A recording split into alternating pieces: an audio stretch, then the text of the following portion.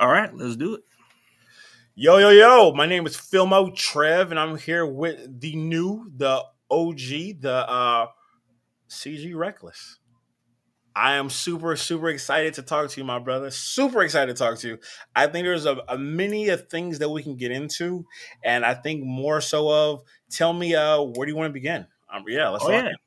it's long overdue, man. I've been reaching out for you for quite a while, and then you reach out to me, and things are Yeah. just went into good things, man. But I've been doing this platform for quite a while myself, man. But I see that you've been grinding. You've been putting some good content, man. I've been watching you from the side, man. So it's got to be good to be on your show, man. I'm your first guest, right? You are my official first guest, and honestly, I think this season I don't know if I want to do guests, but at the same time, it's like, you know what? I want to grow the fan base and I want to do exactly what the faithful want. This is called the faithful talk, and I want the faithful, you're a To speak. faithful, to actually come out and, talk and tell the real, the ruthless truth about the 49ers. And that's what I want. And I want to have real, healthy conversation and grow that. Ruthless truth, man. Like if you want to do a once a week show, man, that could be something we can preach to the faithful. Hey, if the faithful want it, they gonna get it. Yeah, dude. But yeah, dude. Like you're saying, dude. We were talking about all this stuff that we believe behind the scenes, bro. So Yeah. yeah, dude. I think there's a lot of stuff that could factor into how things can go in our favor if this happens. Absolutely. Here's the thing. Like we were talking behind the scenes, but I gotta say right now, I'm very scared for what this season is going to do to the 49ers because this is a put up or shut up year. Yep. And this is a year that really has to be show improve.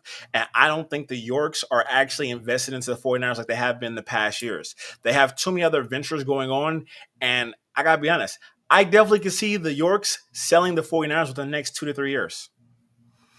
I'm hoping so because they're not really that invested to the team. They're more focused on the soccer mostly. So it's like, what's with the spending, right? They should just let us spend regardless. They should, but they're being very cautious. And if you watch just sports landscape over all sports, owners are selling teams and they're getting it while it's hot. You know what I mean? And if you are a buyer, this is right now a buyer-seller market right now for sports teams, and you're literally watching all the owners. Like, come on, the Lakers. They sold for $10 billion. So if the Lakers are selling for $10 million, what are the 49ers worth? I think I've heard it's like $8 billion, if I'm mistaken. So they can probably push it to about that $10 billion range right there. And there's too many tech companies that have that type of money that would purchase the 49ers and do whatever the hell they want to do with it. And unfortunately, that's the type of market that we're in right now. We're not really getting owners that are actually in love with football. They're not in love with the 49ers. They only care about the revenue. They only care about the revenue. And that's concerning to me as a 49er fan because I'm here because of the love of them since I was a kid. And it just sucks that we don't have ownership right now that is really concerned about that type of love of getting that 6th Lombardi trophy. Yeah, like I feel like as a fan, it's just disappointing how we look at the ownership. Like, okay, Jed York would own up to the mistakes, but in reality, he's going back to the same basic shit. Except the only difference is he is sticking with Kyle at this point. He's not like buddies with Trent Baalke anymore. It's like that's kind of right behind him. But I think he's starting to realize, well, if I let Kyle go, I'm not going to make my money's worth with anything because Kyle can produce a good product, but he can't finish. Yeah. But Jed says, you know what? It's okay. We can be second place. I hate that mentality. Yeah, that was nothing like his uncle. Nothing like his uncle. His uncle was all in type of a man, and it just sucks that we're just watching the watered down version of him. Yeah, it's like you don't even have the Eddie D passion. You don't have like the innovative. Like the one thing I like about Kyle, he is an offensive genius, but he doesn't know how to evolve, man. Like you need to get better offensive linemen. Look at the Philadelphia Eagles. The reason why they won the Super Bowl because they had the big boys in the trenches, man. You can't be having scrubs like Jake Brando blocking for you. You can't be having some guy who's barely under 300 pounds and can't block to save his damn life, man. Like, what do we got to do as a faithful, man? We're seeing poor Brock Purdy running for his life like Russell Wilson on that Seahawks lineman, bro. Come on. I completely agree with you. And we were talking behind, but I really think that Spencer Burford should have that opportunity for that left guard position. They shouldn't be using him as a swing tackle right now. That he has That would be young smart. legs. He's working in the offseason. Buford needs to be someone who needs to be competing for that left guard position because I think he's a shining star. And the thing is, we're going to lose him, and he's going to get a contract for $70 million playing somewhere else, being a starting right tackle or left tackle somewhere. It's kind of like how Jalen Moore got that contract, but it's Yeah. like, but No I one knew think that was going to happen, though. No one knew that. We thought about the 50 range, but nobody knew it was 70. That's a lot of money for him. a lot of money. Like, remember the time that when McGlinchey got the big dollars, bro? We were like saying, thank God we dodged that bullet. But now that market value for a backup like Jalen Moore, Yeah. sheesh. Yeah. And Jalen Morris has no dust. Has no dust on him, has no wear and tear on him. So you're getting a steal for somebody who's been watching Trent Williams, watching that whole offensive line grow, develop, and he cashed in. And I'm not mad at him. Not mad at him for cashing in. Well Take deserved. what you can take. Very well deserving.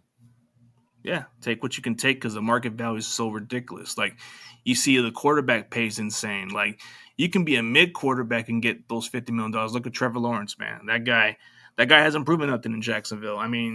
Yeah. I'm pretty sure CJ Stroud's going to get a nice big payday. And you look at Jaden Daniels, they're probably going to break the market. But, hey, at least you're not Dak Prescott holding the Cowboys hostage on this one. Oh, they are holding. Listen, Dak Prescott is holding I'm happy about that.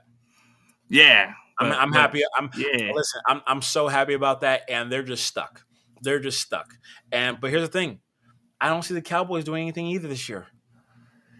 Yeah. The crazy part about it is, like, we're not, like, Brock Purdy's contract to me seems like a bargain because within a couple years, it's going to go down as a bargain. Like, I think right now people are going to say, well, he's overpaid for this type of performance. Like, did you say the same about Tua and Trevor Lawrence? They didn't have the same energy. And let's be honest, the quarterback Murray in Arizona, we know he is trash. This is his last year there. I can see them trading him. I can see him getting traded immediately. He's 5'8". Whoever did that, whoever drafted him got fired already. This is a new regime in Arizona. I don't see Kyle Murray staying in Arizona, and I see him going as a backup and going back to baseball where he belongs because that's not an NFL quarterback. People can argue, hoop, and holler and say everything about Kyle Murray. Kyle Murray is not an NFL quarterback. You don't see 5'8" quarterbacks. They thought they got themselves a Russell Wilson. You know, they thought they got that guy, but not really. I think Russell Wilson's about 6 foot, 5'11", 6. He's in that cusp somewhere. He's about 5'10", I believe. Two different types. But still, short quarterback. But you look at Brock Purdy, he's about 6 foot or 6'1", so he's about the average size of an NFL quarterback. And what I appreciate about Brock Purdy's actually a teammate. Brock Purdy's actually willing to be consistent. Brock Purdy's willing to put in the work. Brock Purdy got married, and it was such a low-key thing. Yeah, he kept it quiet. You know what I mean? He kept it quiet. I respect it so much because Brock Purdy just wants to win. And I see that we need to put the right people around him, and Kyle Shanahan needs to let the leash go and let that boy sling that ball. He needs to sling that pill. Yeah, he's very accurate. He puts a lot of work into it. So it's like for those other fans, bro, like, why are you comparing with Jimmy G? There's two different quarterbacks. One was a game manager who just did his job and didn't mess it up. Yeah. The other one could do more. Like, you know, the crazy part about his stat is he had the least percentage when it came to checkdowns. He was throwing the ball down the field more than most quarterbacks. So he was the second least check down quarterback. There's times I want Brock to do some check down so he can give us those plays, but he does too much. You know, and the thing is about Brock Purdy is, like, Brock Purdy always wants to make a play happen when things break down. Yeah. And I'm one of those fans that watch him when he's breaking down the defense and the defense is shut down and everything's going haywire and he's running around scrambling for his life. I'm just like, throw the ball away. But then he finds a kettle. He finds someone open down the middle. And I respect that about his game. And that's what the 49ers should not be going through this season with this schedule. This schedule is too simple. Too simple. You should win 11 games at the least. If Brock Purdy is not going for 190 to 225 for the least first 5 games of the season, something's wrong. Yeah. Something's wrong. These defenses are not going to be something serious. The Seattle Seahawks, I see them being last in our division. Yeah, Seattle. The only question mark with Seattle is Sam Darnold. Is he going to come back the way he was with Minnesota, or is he coming back to the way he was before when he came here? I think it comes down to that offensive coordinator. I think that offensive coordinator is going to want him to sling that ball, especially against our secondary. I could definitely see Seattle trying to sling that ball, not They're going running to on try. us, but slinging that ball down there, trying to get anything beyond 15 yards. But then after that, once our cornerbacks actually lock in, because let's be honest, it's going to be the first game of the season, and it's a divisional game. Our corner's going to have to be prepared because that ball's coming out there. That ball's coming out there deep, hot, and heavy, and we're going to have to do something about it. We're going to have to. I Gonna have believe to our create the pressure secondary. up front on this guy because he's gonna. Because I mean, he's a different quarterback, but if you surround him with the pieces, that's where Darnold looks like. But in the playoffs, bro, different ball game for this guy. What wide receivers does he have that's proven? I mean, Jackson Smith and Jigma is probably going to be the most focused receiver, but you got Cooper Kupp. Can this guy even come back to the old guy? We don't know, man. Like, and their other receiver, I think my boy Torrey Horton from Fresno, he's got potential, but I that's a like long him. ways to I like go, him. man. That's no. He got some catch. No, he got some pill. No, I like him. He's gonna Yeah, be. even the tight end from Miami, Elijah Arroyo, man, I love me my Mexican guy right there, bro. But it's crazy, Absolutely, man. absolutely. Damian Martinez, they got him. Ah, man, dude, we got to start adding up like Fred Warner, man. But we got, but if you look at our defense, bro, in the draft, we went deep on defense. Like I think the last time the Niners actually went deep in the draft for defense, they actually won the Super Bowl that year.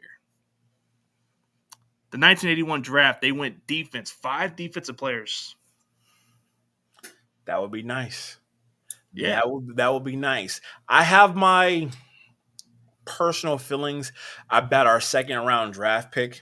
Not contract wise. I understand the business is the business, and the business is going to be a business. But more so, I'm very curious to see how is he going to come into camp when we find us coming to camp. Is he going to be a true 3 technique? Because he looks like a meatball. I don't think he has the feet. I don't think he has the actual. When I think about a solid 3 technique, I don't see it in him. I see him as a nose for some reason, even though he is more of a run 6'6", stopper. 6'7". He's kind of more of a natural run stopper because he's a big body guy. But I think the one who has more pass rush potential is CJ West. Oh Like, yeah, oh yeah, yeah, oh yeah. but CJ West is going to be at that nose tackle position for sure. He's yeah, he going to be starting at that nose tackle position. Like, it's more concerning to me of how Drake Jackson wasn't prepared. he just hasn't stayed healthy, hasn't panned out, and I mean, I wish him the best of luck, but it's just hasn't been his luck at all. So it's like, ooh, reception.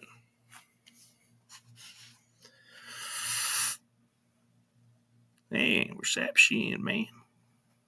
He back. He should be back.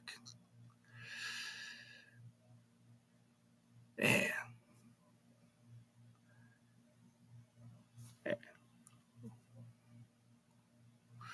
Man, that reception in Fillmore, man. Gotta be. I'm just playing, man. I'm messing around. Something happened. Hey, man.